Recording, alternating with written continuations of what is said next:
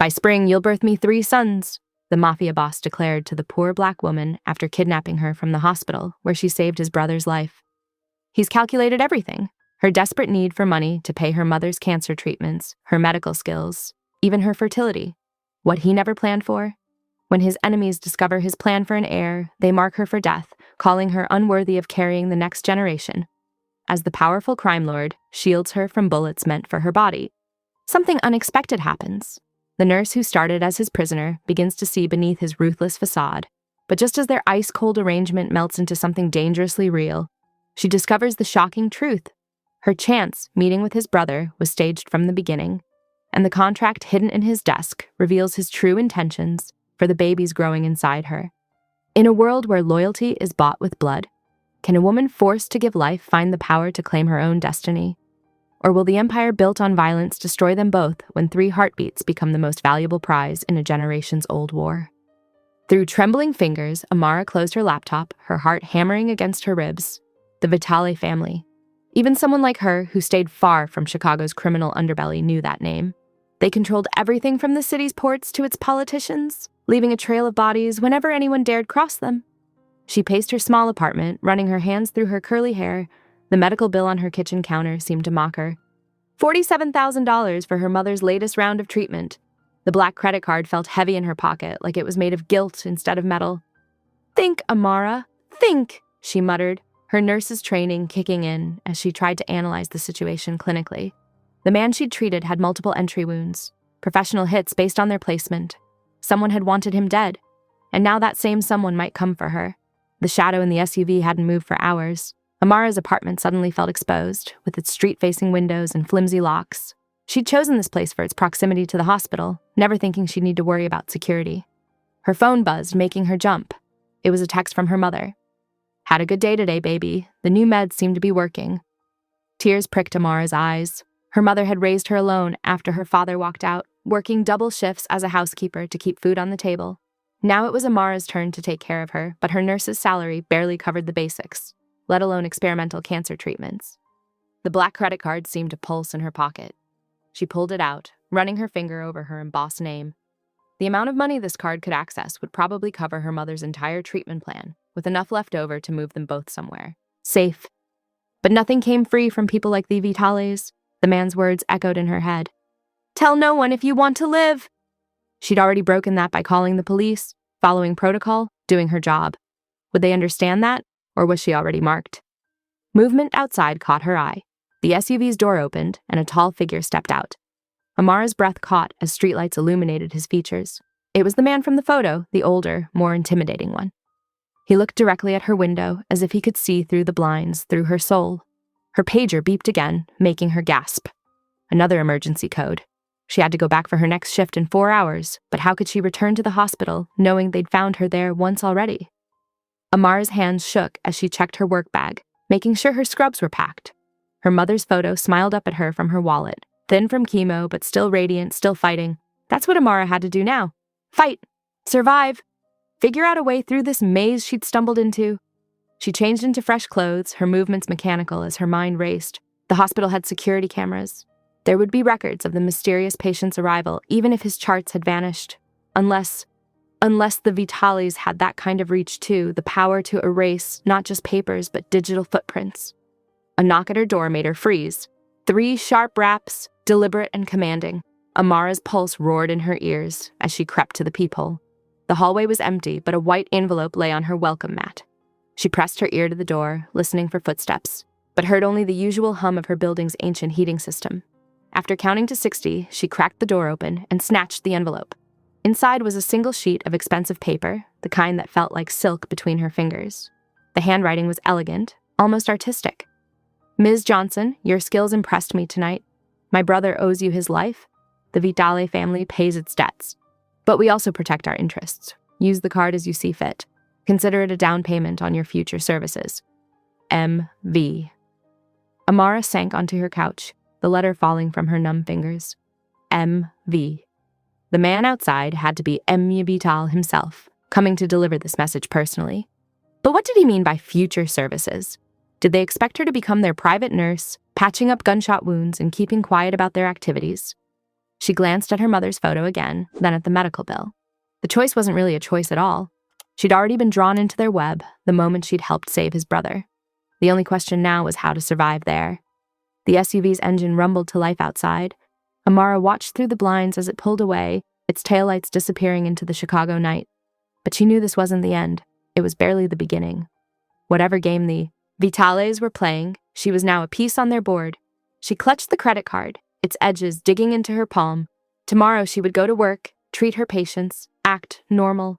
But nothing would ever be normal again, not when every shadow might hide a Vitale watchman, when every patient might be another test of her loyalty, when her every move might determine not just her fate, but her mother's as well. The crisp morning air bit at Amara's cheeks as she hurried down the apartment steps. 3 days had passed since the incident at the hospital, but her nerves remained frayed. The black credit card sat untouched in her wallet, a constant reminder of the debt she'd unknowingly accepted. She pulled her coat tighter, scanning the quiet street. The same routine she'd followed for years now felt different. Every shadow, a potential threat, every parked car suspicious. The weight of her scrubs in her work bag offered little comfort. The sound of an engine made her pulse quicken. A black SUV with tinted windows rolled alongside her, matching her pace. Before she could react, 2 men in impeccable suits stepped out, their movements fluid and practiced. "Ms. Johnson," the taller one said, positioning himself between her and the street. "Our boss would like a word." Amara's muscles tensed, ready to run. She spun toward the alley behind her, but the second man had already moved to block her escape. Their faces remained professionally neutral, but their stance made it clear this wasn't a request. "Please," the first man said, opening the SUV's door. "Don't make this difficult." Her heart hammered as she weighed her options. The empty street offered no witnesses, no help. With deliberate slowness, she stepped toward the vehicle. The leather seats were butter soft, the interior immaculate. The door closed with a soft click that felt oddly final. "This is just a precaution," the taller man said, producing a black silk blindfold. Amara's breath caught as the soft material covered her eyes, plunging her into darkness. The SUV moved smoothly through the city. Amara focused on counting turns, left, right again. She noted the subtle shift from city streets to what felt like highway, the change in road texture beneath the tires. Time stretched, marked only by the steady hum of the engine and occasional radio chatter from the driver's secured compartment. When the blindfold was finally removed, Amara blinked against the morning light. They'd passed through ornate iron gates, approaching a mansion that looked more like a medieval fortress. Pristine gardens stretched in every direction, the manicured paths patrolled by men with visible weapons beneath their jackets. The 2 suits escorted her inside, their footsteps echoing on marble floors. Priceless artwork lined the halls, Renaissance paintings, ancient sculptures, modern masterpieces arranged with careful precision. Armed guards stood at attention, their eyes tracking her movement through the space.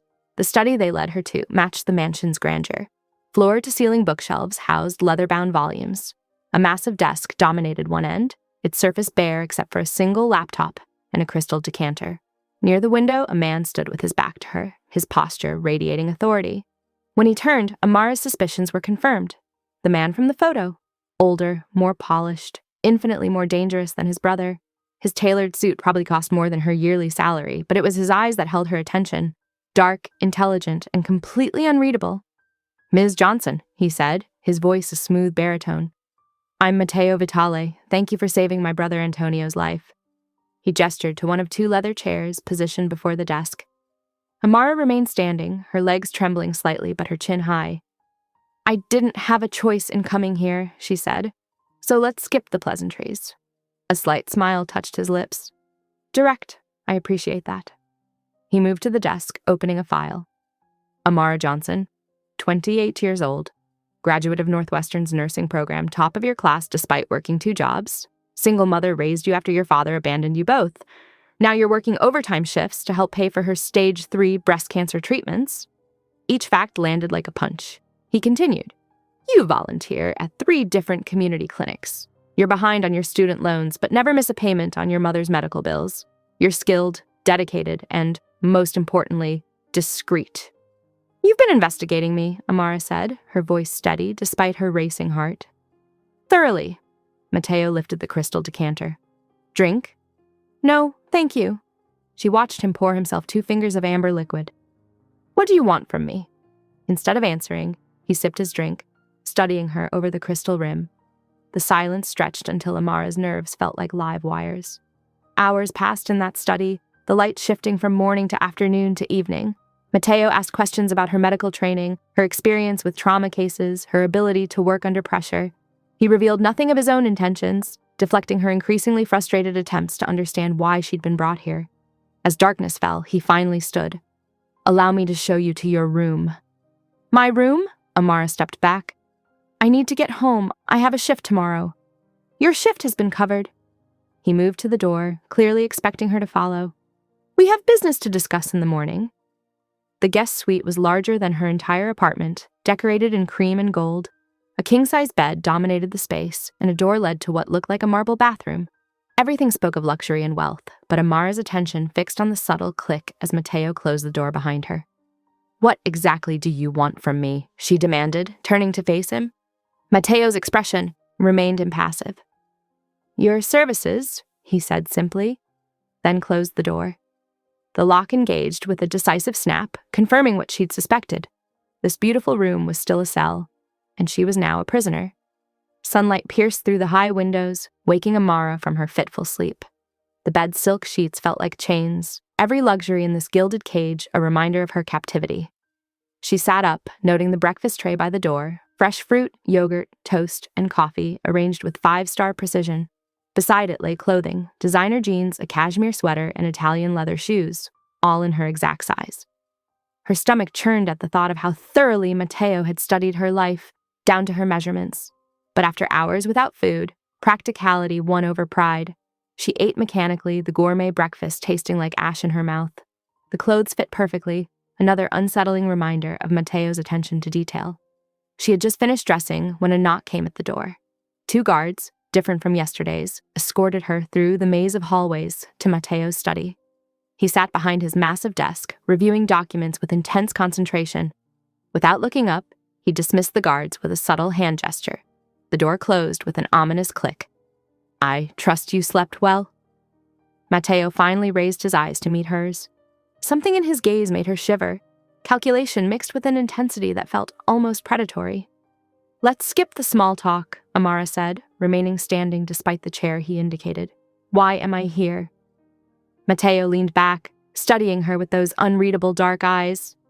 "Family legacy, Ms. Johnson, is everything to the Vitales. For generations, we've built and protected our empire. Now that legacy faces extinction." He stood, moving to a wall covered in old photographs. Men in expensive suits, all bearing the same sharp features as Mateo. "My wife died 3 years ago. No children. My brother Antonio can't father children due to an old injury. I'm the last Vitale capable of continuing our bloodline." "What does this have to do with me?" Amara asked, though dread was already building in her chest. "Women in my world are opportunists," he continued as if she hadn't spoken. "They see power, money, status. I need someone different, someone with compassion, intelligence, and strength of character." He turned back to face her. "I've watched you, Amara. How you cared for my brother. How you work yourself to exhaustion caring for others. How you've sacrificed everything for your mother." He returned to his desk, tapping a thick document. "I've made my decision. By spring you'll give me 3 sons. My blood, your body, I've chosen you." Amara stared at him in horror as he outlined the contract's terms. $5 million, a fully paid house, complete medical care for her mother, all in exchange for being his broodmare through artificial insemination and surrendering all. Parental rights to the children she would bear? "You're insane," she whispered, backing away. "I refuse. I'm leaving right now." Mateo didn't move to stop her. Instead, he picked up his phone, turning the screen toward her. Photos appeared. Her mother arriving at her cancer treatment center that very morning, helped from a luxury car by an attentive nurse. "I've already paid for your mother's entire treatment plan," he said softly. "Premium care, experimental therapies if needed. I've also purchased the mortgage on your family home. Your mother will never worry about bills again." "This is stalking, kidnapping, coercion!" Amara's voice shook with rage and fear. Mateo merely played a video. Amara watched her mother receive notification about an anonymous donor covering all medical expenses. She saw the moment her strong, proud mother broke down in grateful tears. thanking God for the miracle that had saved them from financial ruin. The sun had set by the time Amara returned to her room, clutching the phone Mateo had returned to her. "It's monitored," he'd warned casually, "but you should call your mother. She'll worry otherwise." When her mother's voice came through the line, full of joy and relief, Amara's throat tightened.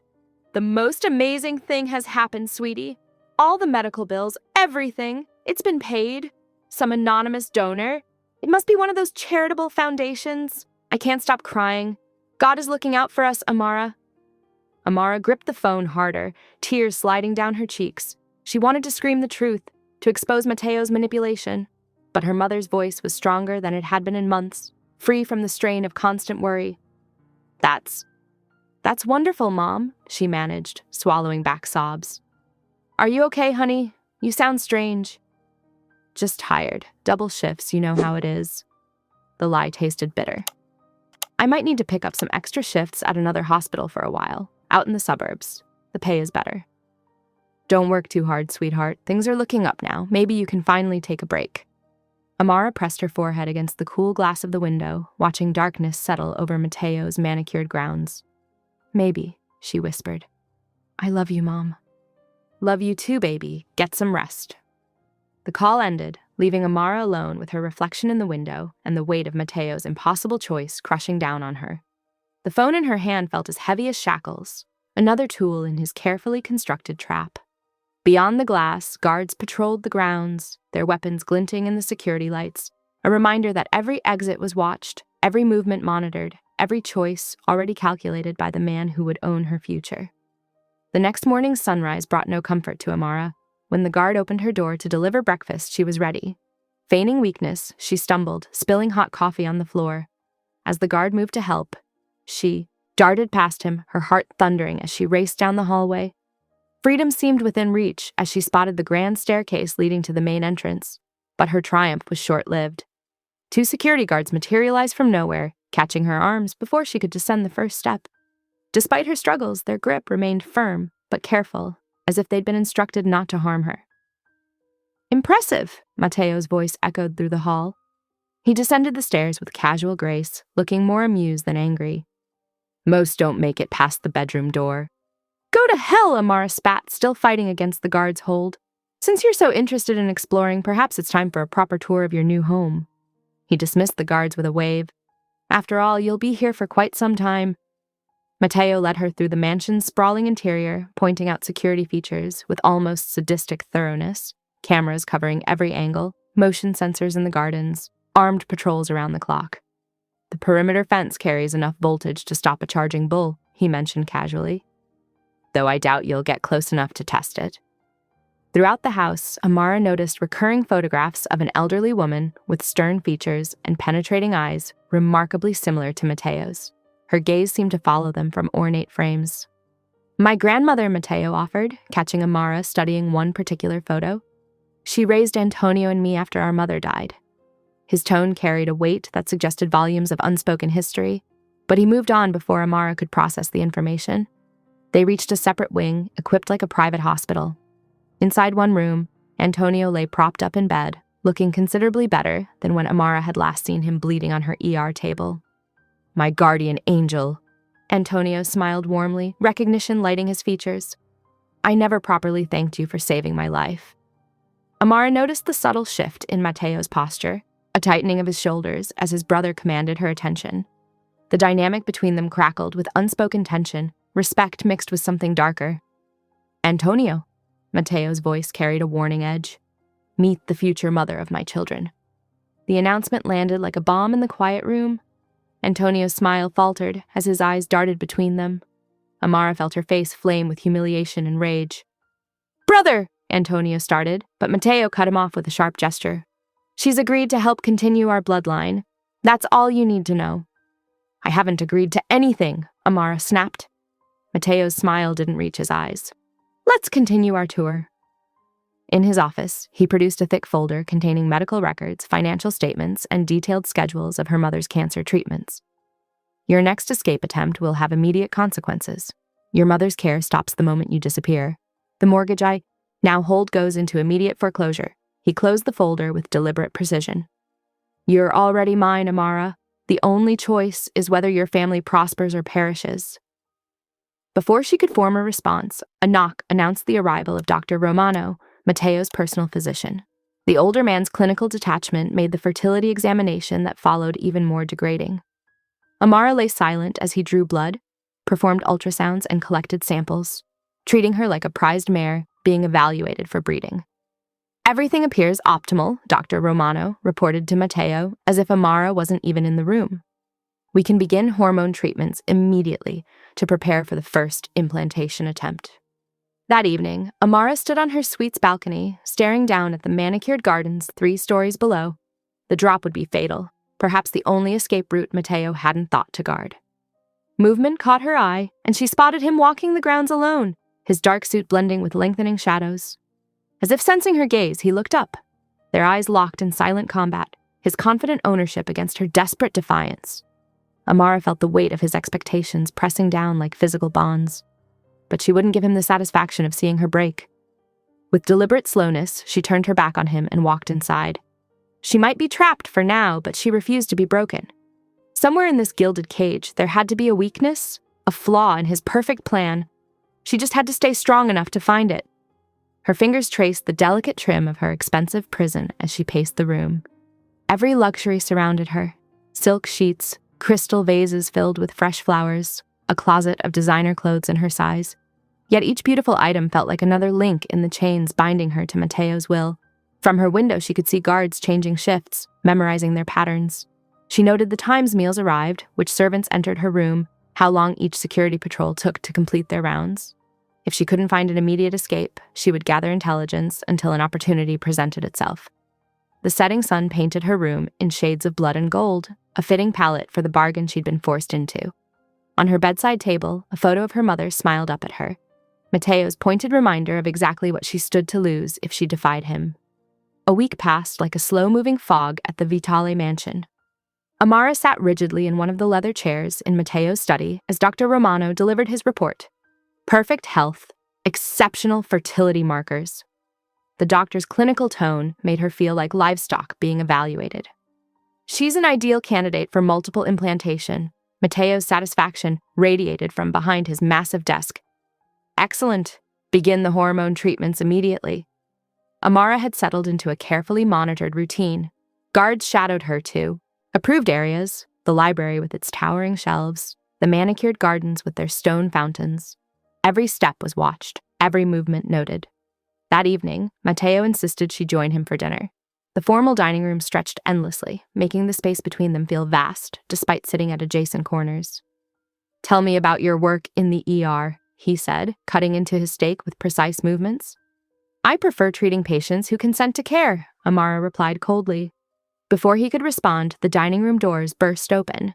2 men supported a third between them, blood soaking through his shirt. "Boss, Jimmy got hit during the warehouse inspection." Without thinking, Amara launched into action.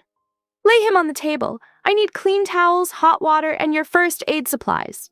Her hands moved with practiced efficiency, cutting away the shirt to reveal a deep knife wound. "Apply pressure here," she directed one of the men. "Keep his legs elevated." She worked methodically, cleaning and assessing the wound while monitoring his vitals. When Dr. Romano arrived 20 minutes later, Jimmy was stable and conscious. Throughout it all, Matteo watched her work with undisguised interest, noting how his men instantly responded to her calm authority in a crisis. Later that week, Amara sat cross-legged in a leather armchair in the library, surrounded by medical journals on fertility treatments. She needed to understand exactly what they planned to do to her body. "The procedures are completely safe," Matteo's voice startled her. He stood in the doorway, jacket off, sleeves rolled up, a rare, casual moment. "Multiple embryo transfers increase risks," she countered, holding up a journal article. "I need insurance." He moved closer, scanning the medical texts spread around her. "Enemies would love to eliminate the next generation of Vitales before they're born." "There are plenty of willing surrogates for hire," Amara pointed out. "Professional women who do this by choice." Something dark flickered across his face. "I require someone with both medical knowledge and uncompromising integrity." He met her eyes directly. "You called the police despite Antonio's threats. You do what's right, regardless of consequences. That's rare in my world." The honesty in his voice surprised her, making her look away first. That afternoon, while exploring the mansion's upper floor with her guard escort, Amara discovered a bedroom frozen in time. Heavy drapes, antique furniture, and collections of old photographs suggested it belonged to an elderly woman. Everything was immaculately preserved, down to the reading glasses on the bedside table and the half-finished knitting in a basket. His grandmother's room, her guard explained quietly. Nobody touches anything in there. The revelation of such sentimentality from a man like Matteo was unexpected. She studied a photo of a stern-faced woman holding two small boys, one solemn, one grinning. The weight of family legacy seemed to reach through time from that image. Evening brought her scheduled video call with her mother. Amara's heart clenched at the sight of her mom's face, already looking stronger, with more color in her cheeks. "The new treatments are amazing, sweetheart," her mother gushed. "I actually have energy again. And don't worry about the bills. Everything's taken care of." Amara forced a smile, knowing the price of that care. "I'm so glad you're feeling better, Mom." After the call ended, she sat staring at the dark screen, conflicted emotions churning inside her. "She looks well." Matteo's voice came from behind her. He held an elegant black box in his hands. "What's that?" "A necessity." He opened it to reveal a delicate gold bracelet, deceptively simple except for the tiny electronic component worked into the design. "A tracking device," Amara realized. "For your protection," he insisted, reaching for her wrist. "There are people who would hurt you to get to me." His fingers were surprisingly gentle as he fastened the clasp. The touch lingered, his thumb brushing over her pulse point. Amara felt heat rise to her face at the unexpected intimacy of the gesture. She pulled her hand back, but couldn't shake the lingering sensation of his skin against hers. The awareness crackled between them like electricity, making the air feel thick and heavy. Matteo stepped back first, his usual mask of control sliding back into place. But something had shifted. Some barrier cracked ever so slightly. The knowledge made Amara more uneasy than any of his overt displays of power. She touched the bracelet, feeling the weight of it against her skin. Like everything else in this gilded cage, it was both beautiful and binding. A reminder that she was being watched, protected, and controlled. All at once.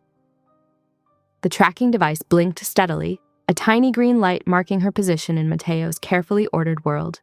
She wondered if he was watching it even now, monitoring her movements through his mansion like a dot on a screen. The morning sun filtered through the medical wing's windows as Dr. Romano prepared the first hormone injection. Amara sat on the examination table, her heart racing despite her medical knowledge of the procedure. Outside, Matteo's footsteps echoed as he paced the hallway. "He's usually more composed," Dr. Romano commented, swabbing Amara's arm with alcohol. "I've never seen him this anxious." The needle slid in smoothly, but Amara winced anyway. Not from pain, from what this moment represented. The first concrete step toward fulfilling Matteo's demands. Over the next 2 weeks, the hormones began taking their toll. Amara found herself crying over dropped cups, then snapping irritably at guards moments later. Nausea hit at random times, making meals a challenge. Surprisingly, Matteo noticed everything. When she couldn't stomach regular food, light broths and crackers appeared. When headaches kept her awake, he ordered special. Blackout curtains installed. He never mentioned these adjustments, simply ensuring they happened. One particularly difficult afternoon, Amara retreated to the garden stone bench, seeking fresh air to calm her churning stomach. The roses were in full bloom, their sweet scent helping to settle her nausea. Footsteps on the gravel path made her turn. Matteo approached, looking almost ordinary in a white dress shirt with rolled sleeves. Almost, except for the intricate tattoos covering his forearms, artistic swirls containing hidden symbols of power and protection. He sat beside her, leaving careful space between them. "The doctor says the symptoms are normal." "I know." Amara traced the bench's carved edge. "I've administered these treatments before, just never experienced them personally." Silence stretched between them, filled with the buzz of bees among the roses. Then Matteo spoke, his voice distant. "My mother died giving birth to Antonio. Our grandmother raised us here, in this house." Amara looked at him, surprised by the voluntary information. "She taught me business while other kids learned baseball."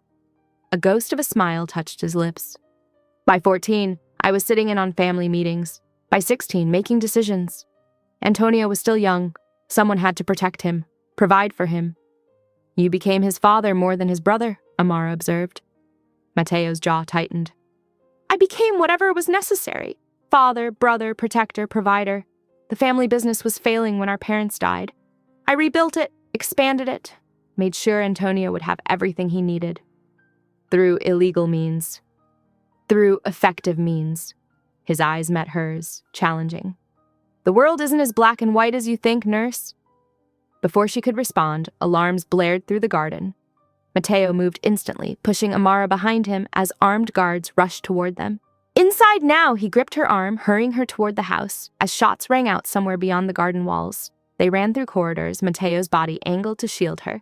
At an intersection of hallways, movement flashed. A man in black, knife already flying. Mateo spun, taking the blade in his shoulder instead of letting it reach Amara.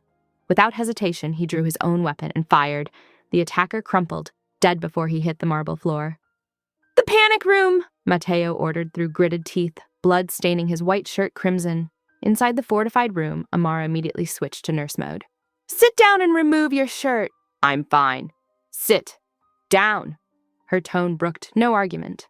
Surprisingly, he complied, watching as she gathered supplies from the room's medical kit. The knife had struck his trapezius muscle, missing anything vital. Her fingers worked efficiently, cleaning and bandaging the wound. "You didn't have to take that hit," she said quietly, taping the gauze in place. "Yes, I did." His voice was equally soft but intense. Their eyes met. Faces. Close in the confined space. The adrenaline made everything sharper, his cologne, the warmth radiating from his skin, the way his pulse jumped beneath her fingers. The all-clear signal broke the moment. Mateo's phone buzzed immediately. His expression darkened as he read the message. "Someone leaked information about you. They know I'm preparing for an heir." "Making me a target," Amara concluded. Mateo stepped away, making another call. "Double the security on the Johnson residence. No one gets within 100 yards. Amara frowned. "My mother? Why?" "Just a precaution." He turned away, but not before she saw him slip something into his pocket. Paper, with what looked like red marks. Later that night, she found him in his study, tension radiating from his rigid posture. "What aren't you telling me?" "Nothing you need to worry about." He didn't look up from his desk. "If my mother's in danger?" "She's protected." Now he did look up, his eyes intense. "I take care of what's mine, Amara. All of it." The possessive statement should have angered her. Instead, it sent an unexpected shiver down her spine. His protective instinct was expanding beyond just preserving his future heirs. She could see it in the way he watched her, the way he'd taken that knife without hesitation. The realization was both comforting and terrifying. Because if Matteo Vitale decided something was his to protect, heaven help anyone who threatened it. Matteo burst into Amara's room at dawn, startling her awake. His usual composed demeanor showed cracks of urgency. "Get dressed. Your mother is being moved immediately." Amara sat up, clutching her blankets. "What? Why?" "The Russo family knows about you," he paced, radiating tension. "Their old-world values make them see you carrying my children as an abomination. They'll kill to prevent it."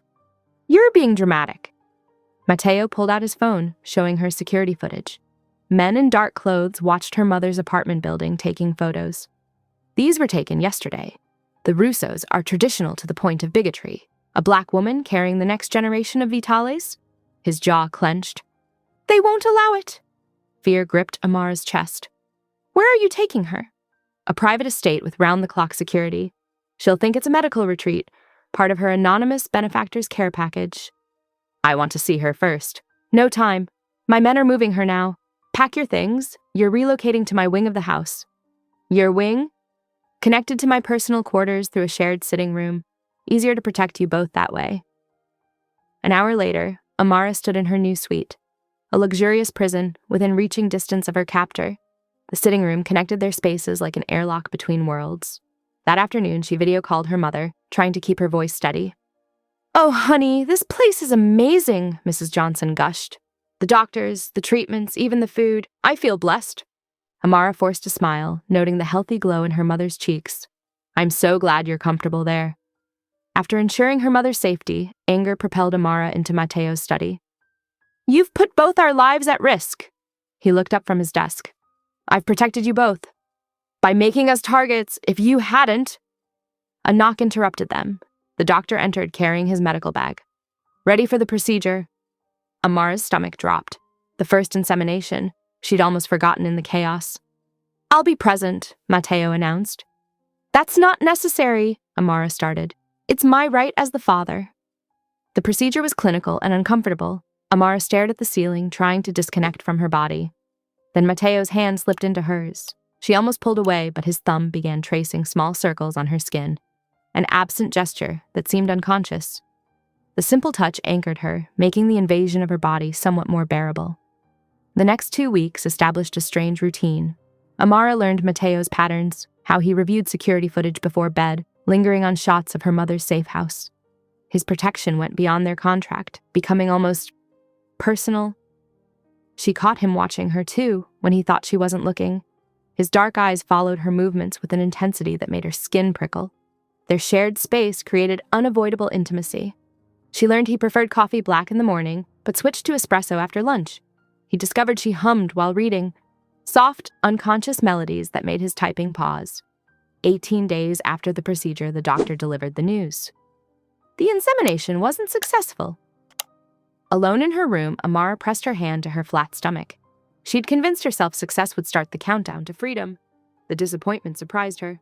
Mateo entered without knocking, frustration crackling around him like electricity. We try again immediately. The doctor cleared his throat. I recommend waiting. Stress can affect fertility. Then we try another way. Mateo's eyes locked onto Amara, dark with new purpose. Her breath caught at his meaning. The clinical distance of artificial insemination would be replaced by something far more intimate. The doctor quietly excused himself, leaving them in charged silence. No, Amara said firmly. The contract specifies children by spring. The contract specified artificial insemination. The contract specified children. The method is flexible. Amara backed away as he approached. I won't. You will. His voice softened dangerously. Because every day we delay puts your mother at greater risk. The Russos are getting bolder. Once you're carrying my children, you'll both have the full protection of my name. Using sex won't guarantee pregnancy any more than... No, he agreed, reaching out to trace her cheek. But it will guarantee I know exactly what I'm fighting to protect. Amara jerked away from his touch. I'm not some possession. No, you're the mother of my future children, the woman I chose. His eyes burned into hers. And I protect what's mine, Amara, by any means necessary. The intensity of his gaze made her pulse jump. This was more than clinical reproduction now. This was Matteo Vitale staking his claim, not just on her body, but on her. She backed toward her door. I need time to think. Take tonight, he conceded. Tomorrow we begin again, my way. The storm unleashed its fury as Amara sank into the luxurious bathtub, lavender-scented bubbles doing little to calm her racing thoughts. Matteo's words from earlier echoed in her mind. We try another way. Lightning illuminated the bathroom in stark flashes, followed by rolling thunder that made the windows rattle. She tried focusing on the warm water, but memories of earlier fertility treatments made her skin prickle with phantom needle marks. Another thunderclap crashed overhead, louder, closer, and suddenly she was 8 years old again, huddled alone in a dark closet during the storm that destroyed their neighborhood. Her chest tightened. The bathroom walls seemed to close in as her breathing became shallow and quick. She gripped the edges of the tub, trying to ground herself, but the panic attack took hold. Amara? Matteo's voice came through the door, concern evident. You're breathing. I'm fine, she gasped, but another thunderclap shattered her composure. The door opened despite her protest. Matteo took in the situation instantly. Instead of the predatory intensity she'd come to expect, his expression showed understanding. He knelt beside the tub, keeping his eyes carefully on her face. Focus on my voice, he said quietly. Breathe with me. In through your nose. Count to 4. She wanted to resist, to tell him to leave, but panic had her in its grip. She found herself following his steady counting. Hold for 7, he continued, now out for 8. They repeated the pattern until her breathing steadied. As her awareness returned, she noticed his hand had found hers, thumb tracing those same unconscious circles from the medical procedure. The storm trigger this? He asked, reaching for a plush towel. She nodded, letting him help her stand and wrap the towel around her. That's when he noticed the bruises, purple marks dotting her arms from repeated hormone injections. His jaw tightened. I didn't realize. He traced one mark gently. The doctor said there might be side effects, but... It's fine, she interrupted, not wanting his guilt. Part of the process. He helped her to bed, disappearing briefly before returning with a bottle of wine and 2 glasses. The domestic gesture seemed strange coming from a man who'd orchestrated her captivity. Thunder continued to rumble as he poured the wine. Lightning illuminated his face, highlighting an unusual vulnerability in his expression.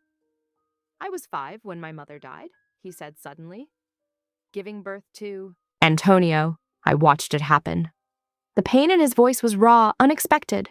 He stood abruptly, moving to a seemingly solid wall. His fingers found a hidden catch, revealing a concealed door. "Come here," he said softly. "There's something you need to understand." The hidden study was lined with old books and photographs. Matteo lit several candles, their flames casting dancing shadows as he pulled out a leather-bound album. "The Vitale curse," he explained, showing her photographs spanning generations. Beautiful women in wedding dresses, then the same women in coffins, all lost in childbirth. His finger stopped on a stunning dark-haired woman. "My mother."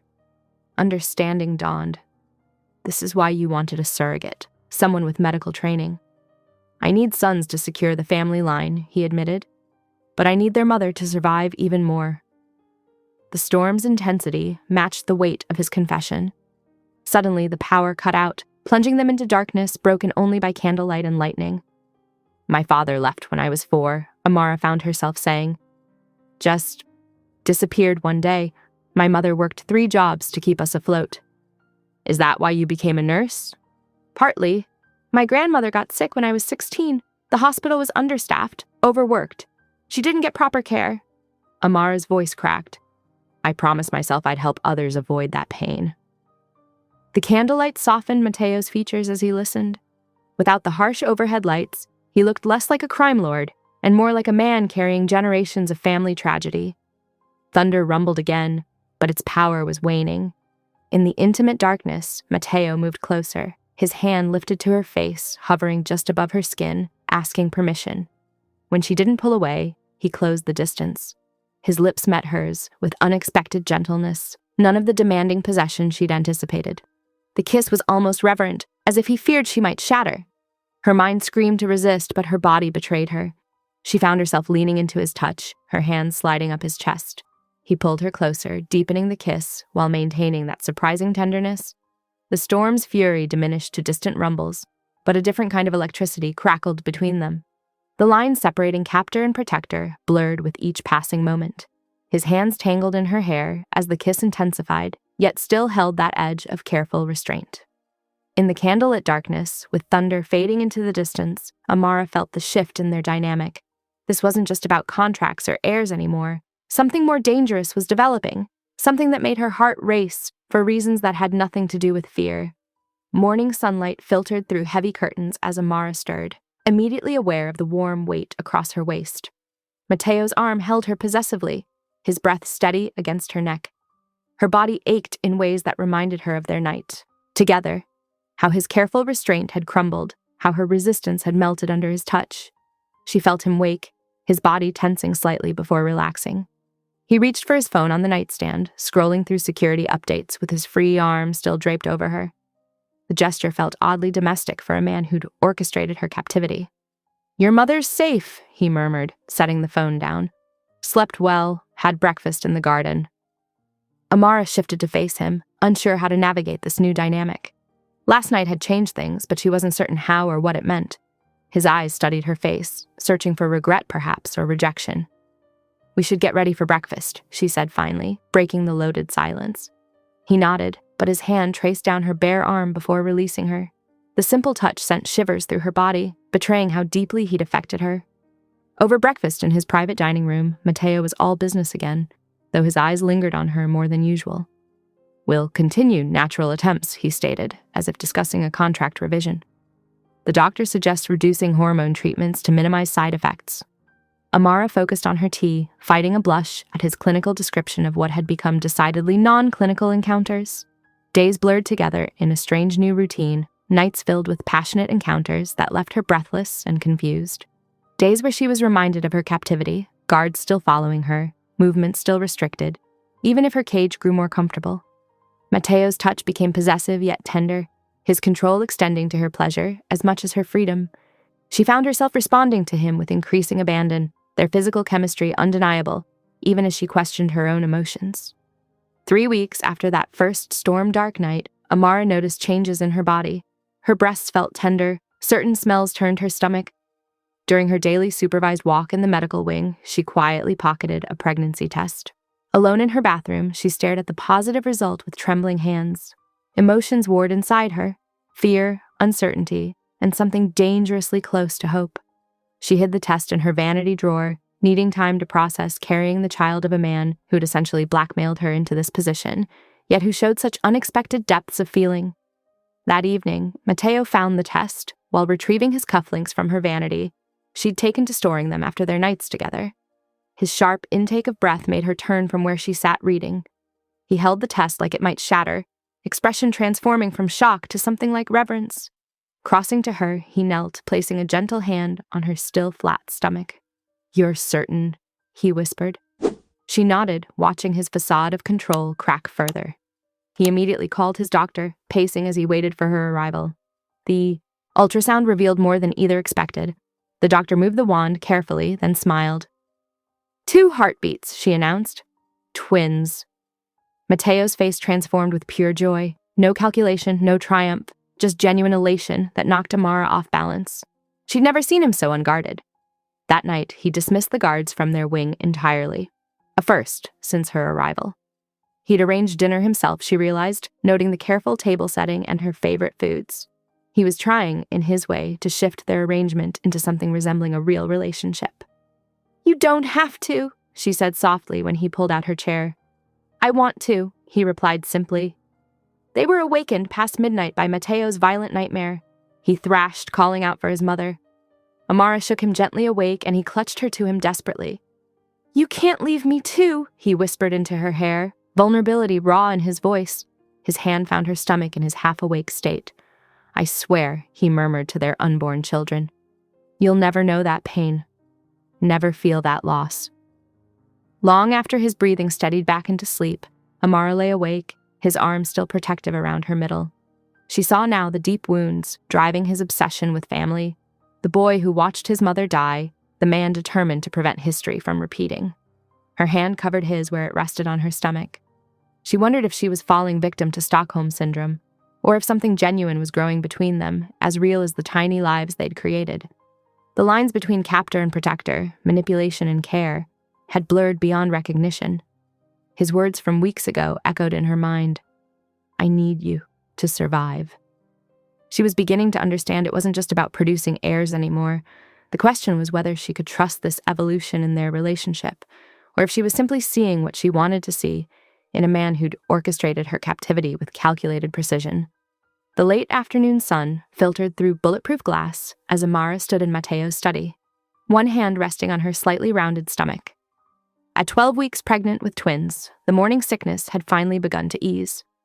"I don't care what it takes. Deal with them." Mateo barked into his phone, his knuckles white against the desk. "Make an example." He caught Amara's flinch at his tone and surprisingly stepped out to the hallway to finish his call. This had become their new normal, his violent world carefully sanitized around her growing pregnancy. Mateo's protectiveness had evolved into near obsession. Guards tripled, her movements restricted, even within the compound's walls. "The stairs aren't safe," he'd insist, appearing whenever she attempted them. "The garden has poor sight lines," he'd declare, canceling her daily walks. "The kitchen staff hasn't been vetted thoroughly enough," led to meals being tested before reaching her. Their arguments about his suffocating care echoed through the mansion's halls. "I'm pregnant, not invalid," Amara had snapped one evening after he'd carried her across a perfectly dry floor he deemed too slippery. "I won't risk you," was his constant refrain, steel beneath the velvet of his concern. Their compromise came accidentally. A guard had been shot during a perimeter check, and Amara's medical instincts kicked in before anyone could stop her. Her skilled hands and calm demeanor impressed Mateo's men. Soon, the mansion's medical facility became her domain, a purpose beyond incubator. The crew's respect grew with each injury she treated. They began greeting her with nods usually reserved for Mateo himself. Some even smiled. The relative peace shattered one stormy afternoon when 2 guards dragged in a bleeding man. Amara recognized the Vitale tattoos on his neck, but something was wrong. The other men's faces were hard, angry. "Russo, spy!" someone spat. "Been feeding them information about the babies." Matteo appeared like a storm cloud, ordering everyone out except his lieutenant, Marco. When Amara moved to leave, the spy's hand shot out, gripping her wrist. "Please," he wheezed, "don't leave me alone with him." Matteo's eyes went black with rage, but Amara stood her ground. "Let me stabilize him first." "Amara," Matteo's voice carried warning. "You want information? He needs to be conscious to give it." She worked efficiently, ignoring the tension crackling between Matteo and the traitor. Once the bleeding stopped and vital signs stabilized, she stepped back. "He's all yours." But Matteo caught her arm. "Stay outside." She wasn't quick enough. Through the door, she heard the first scream, followed by Matteo's ice-cold questioning. Each cry reminded her what her children's father was capable of. That evening, she found him in his grandmother's preserved room, methodically cleaning blood from his signet ring. "How do you do it?" she demanded. "Read pregnancy books with me at night, then torture men by day?" He didn't look up. "The same way I protect our children by eliminating threats." "Our children," she repeated. "Who you want raised in this violence." Now he met her gaze. "Come with me." They drove in silence to the city's poorest neighborhood. A modern medical clinic stood out among rundown buildings. Inside, doctors treated patients while social workers arranged services. "I built this 5 years ago," Matteo explained. "Free care, no questions asked. Not everything I created comes from blood." Amara watched a young mother receive prenatal vitamins, a homeless man get wound care, a child's broken arm set properly.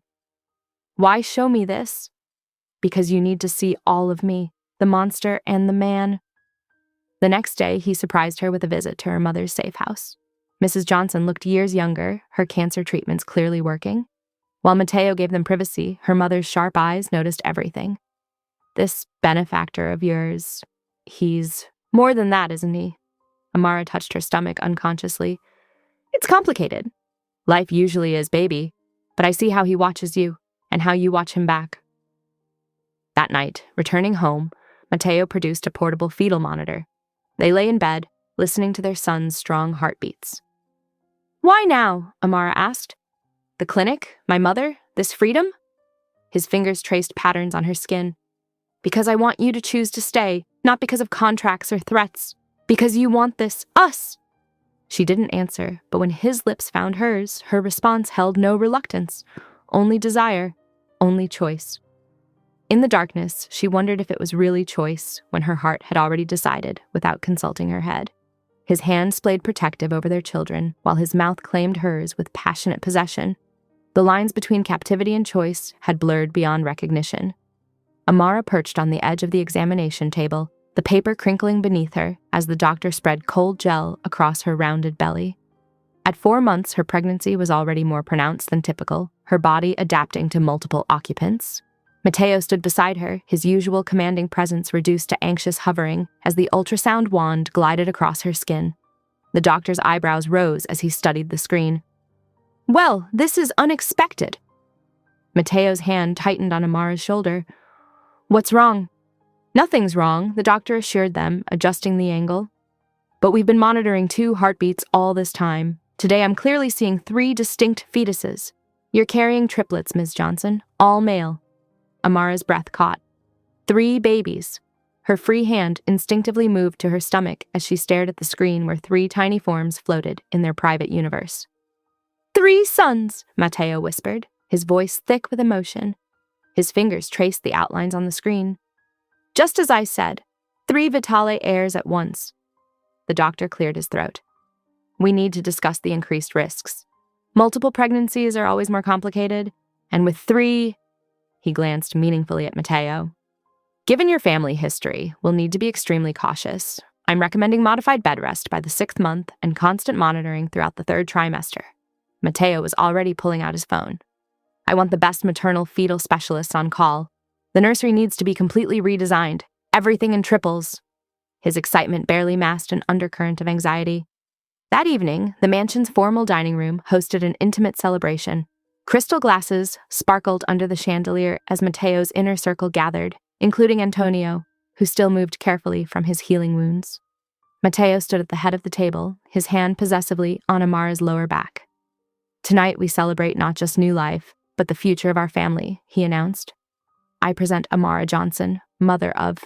My heirs, and under my complete protection? The significance wasn't lost on anyone. This was no mere surrogate announcement, but an elevation of status that made her untouchable in their world. Antonio raised his glass first, his smile genuine as he caught Amara's eye. The rest followed suit, though she noticed some calculating looks from the older members of Matteo's organization. The celebration was interrupted by an urgent phone call that pulled Matteo away. He kissed Amara's temple before leaving her with Antonio, who had become something of an ally over the past months. Through the open door of the adjacent sitting room, Amara heard hurried footsteps. Marco, Matteo's lieutenant, spoke in low, urgent tones about intercepted communications. The Russo family was planning something big, a full assault on the compound. Concern for her baby's safety propelled Amara toward Matteo's study to warn him about voices carrying. She found it empty, but with his computer still active. A folder labeled Surrogate Project caught her eye. Her hands shook as she clicked through documents dating back months before she ever met Antonio. Her name appeared repeatedly in background checks, surveillance photos, psychological profiles, her ER rotation schedule, her mother's medical records, even her coffee orders, all meticulously documented. Antonio's random arrival at her hospital had been carefully orchestrated. They'd specifically chosen her shift, ensured she would be his primary nurse. Everything she'd thought was chance had been manipulation. Worst of all was a draft agreement, recently modified. Full custody to Matteo immediately after birth, a generous settlement for her silence, and a one-way ticket to anywhere she chose, as long as it was far from Chicago. The betrayal hit her like a physical blow. He'd never intended to let her be a real mother to their sons. She was nothing but a carefully selected incubator. Alarms suddenly blared throughout the compound. Shouts and running footsteps echoed through the halls. The Russo attack was happening now. Guards rushed to execute evacuation protocols, heading for the safe room. In the chaos, Amara saw her chance. During her work in the medical wing, she discovered a service entrance near the kitchen, rarely guarded. While security focused on protecting Matteo and securing the main areas, she slipped away through the darkness. The tracking bracelet had been her constant companion for months. With trembling fingers, she worked the clasp until it finally released. She left it beneath a rose bush in the garden, knowing they'd waste precious time searching that area first.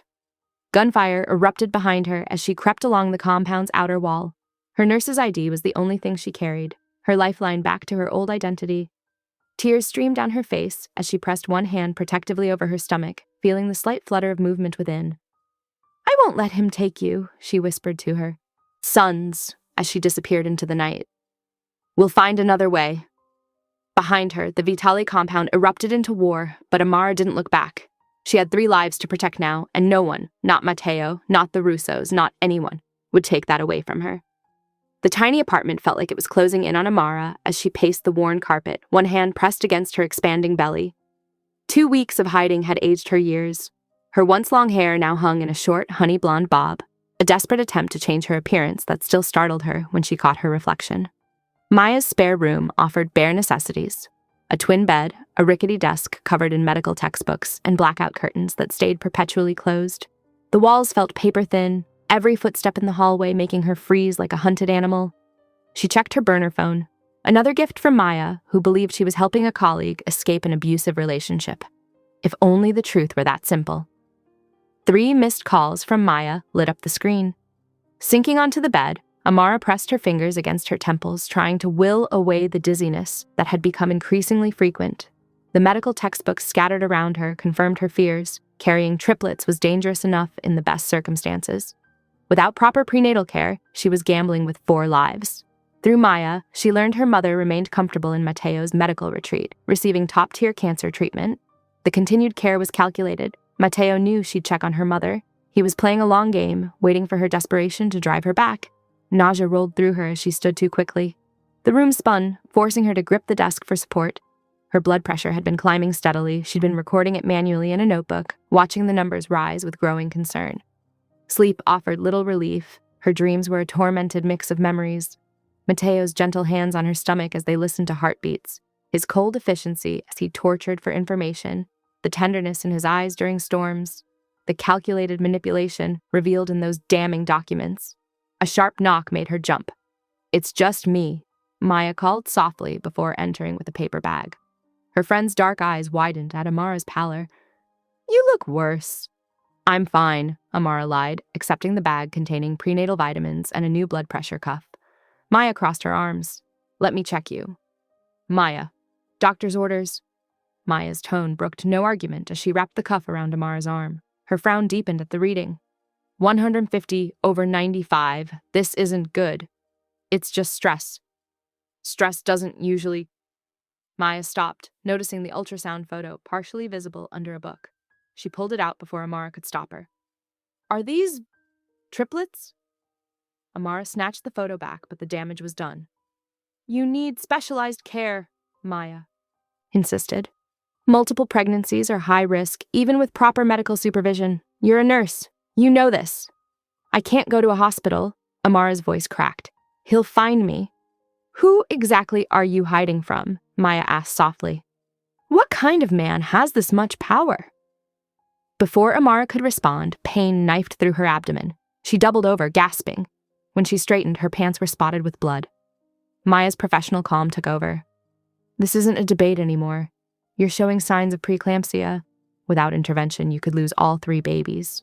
Or worse. Tears streamed down Amara's face as she recognized the truth in Maya's words. Her medical training warred with her terror of discovery, but her babies had to come first. There's a small hospital about an hour outside the city, Maya suggested. I can drive you. No, Amara interrupted. I won't put you at risk. I'll take your car, but you can't come with me. The drive felt endless. Every shadow on the dark road looked like a pursuing vehicle, every pair of headlights a potential threat. The cramping had subsided, but left a persistent ache that heightened her fear. The emergency room was mercifully quiet when she arrived. She gave the name Sarah Williams, but provided her real medical history. The baby's safety had to come first. The staff moved quickly once they saw her blood pressure readings and learned about the triplets. They hooked her up to monitors, started medications to prevent premature labor, and ordered a comprehensive set of tests. A nurse entered with admission papers, her smile professional as she glanced up from her clipboard. Then her eyes fixed on Amara's face, and the smile froze. Recognition flickered in her expression. Amara's heart stopped. She'd worked shifts with this woman at Chicago Memorial, months ago, in another life. The nurse backed out of the room without a word, clipboard clutched to her chest. Through the window, Amara watched her hurry across the parking lot, phone already pressed to her ear. Panic clawed at her throat as she realized what was happening. The machines tracking her heart rate began beeping faster. Her hands shook as she touched her stomach, feeling the subtle movements of her sons. I'm sorry, she whispered to them. I tried to protect you. She knew she had minutes at most before her location was relayed through whatever network of informants Mateo maintained. After searching for 2 weeks, she'd been forced to deliver herself right into his hands. The steady beeping of medical monitors slowly filtered through Amara's consciousness. Before opening her eyes, she sensed a presence, that familiar energy that had dominated her life for months. Her eyelids felt heavy from sedation, but she forced them open. Mateo sat motionless in the visitor's chair, nearly unrecognizable. His usually immaculate appearance had deteriorated. Designer suit wrinkled, dark stubble shadowing his jaw, eyes red-rimmed from exhaustion. The controlled mask he typically wore had cracked, revealing raw worry underneath. 17 days, he said quietly, his voice hoarse. You've been gone 17 days. Amara tensed, waiting for the explosion of rage, the threats, the punishment. Instead, he leaned forward slightly, keeping careful distance between them. Are you... He swallowed hard. Are you and the babies truly all right? The genuine fear in his voice caught her off guard. Before she could respond, the door opened as her doctor entered, clipboard in hand. Mrs. Williams, the doctor said, using her false name. How are you feeling? To her shock, Mateo didn't correct the alias. I'm the father, he stated simply, his tone brooking no argument while carefully avoiding surnames. The doctor reviewed her charts, explaining how they had successfully stopped her premature contractions. Throughout the consultation, Mateo remained silent, absorbing every detail with intense focus. Only when they were alone again did he speak. I've known where you were for days, he admitted. Had people watching, ensuring your safety from a distance. I stayed away until, his voice roughened, until you needed medical care. Amara's hand instinctively moved to her stomach. You knew. Of course I knew. Something like pain flashed across his features. But I needed to prove I could let you have some freedom. He ran a hand through his disheveled hair. You found the documents, about selecting you as a surrogate. You engineered everything, Amara said, her voice trembling. Antonio in my ER that night. All of it. Yes. He met her gaze unflinchingly. I investigated potential candidates, arranged our meeting. The original contracts were drafted before I knew you, before you became more than an arrangement. His hands clenched in his lap. I manipulated you into my life. I won't deny that. But what grew between us, what I feel for you, that was never part of the plan.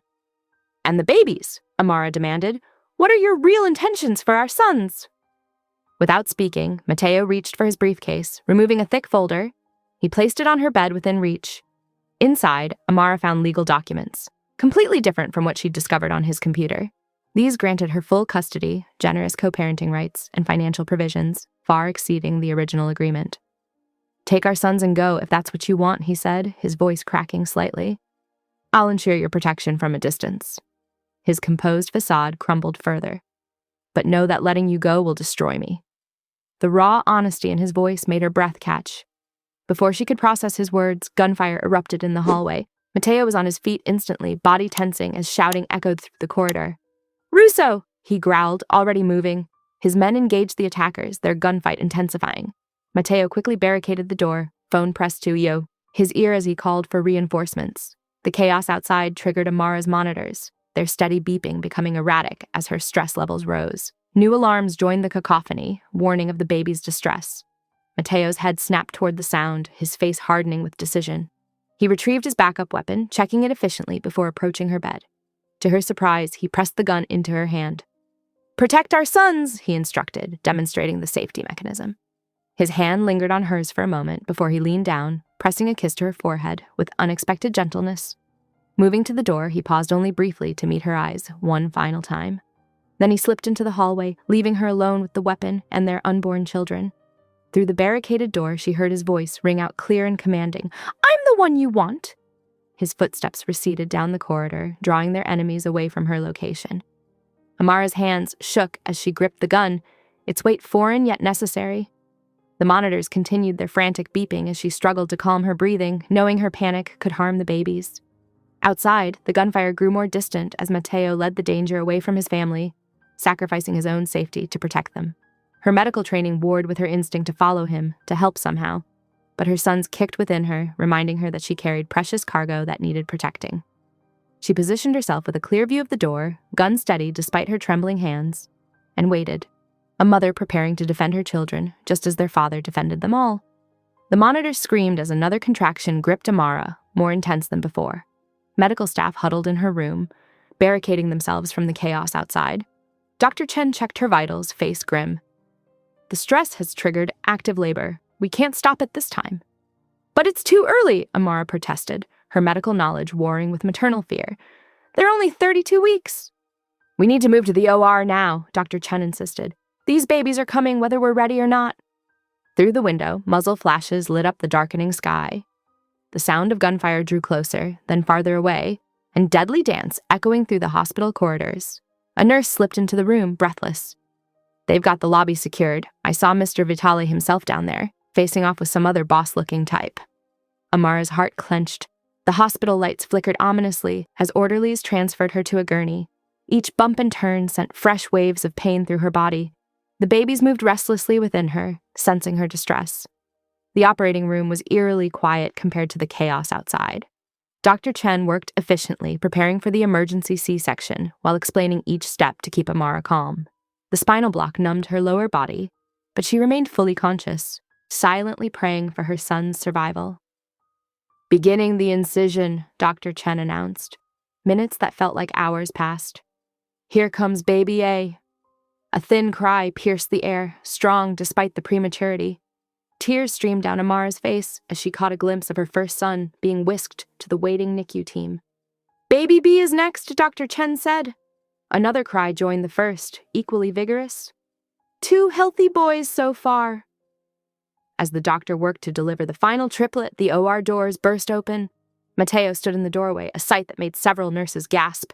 His expensive suit was torn and bloodied, a gash on his temple dripping red down his face. But his eyes were locked solely on Amara and the tiny form being lifted from her body. He's perfect, Mateo whispered as their third son announced his arrival with robust cries. He moved to Amara's side, taking her hand while Dr. Chan completed the surgery. Not even his men's urgent security updates could draw him away. "The Russo threat is eliminated," he told her quietly. "Permanently. I made sure their boss will never threaten our family again." The steel in his voice left no doubt about the rival's fate. While the NICU team stabilized the triplets, Mateo refused to leave Amara's side. His men secured the hospital perimeter, but he focused only on his family. Despite his fearsome appearance, his touch remained gentle as he stroked her hair.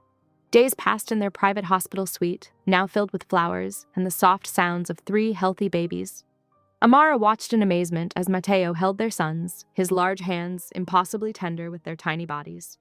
He'd barely left the room, conducting business in whispers, to avoid disturbing their sleep. True to his word, he presented her with documents providing complete freedom and financial independence. "You can go anywhere, do anything," he said. "I'll ensure you're all protected. From a distance, if that's what you want." "Why are you still here then?" Amara asked. "If you're giving me freedom to leave," Mateo's face showed rare vulnerability. "Because I can't stay away. Not from you, not from them. But I'll respect whatever boundaries you set." On discharge day, Amara made her decision. Instead of signing the freedom papers, she tore them to shreds. "These boys need their father," she declared. "And God help me, I need the monster who loves me like no one else could." She pulled out her own document, conditions for their future together. "Your legitimate businesses expand. Criminal enterprises transition gradually. My mother gets permanent protection." She met his eyes firmly. "Most importantly, I want equal partnership. Not as your possession, but as your match in everything." Mateo removed his family's ancient signet ring, one that had never been worn by a woman before. As he slipped it onto her finger, he declared her not just mother to his sons, but his equal, the first Vitale matriarch to hold power in her own right.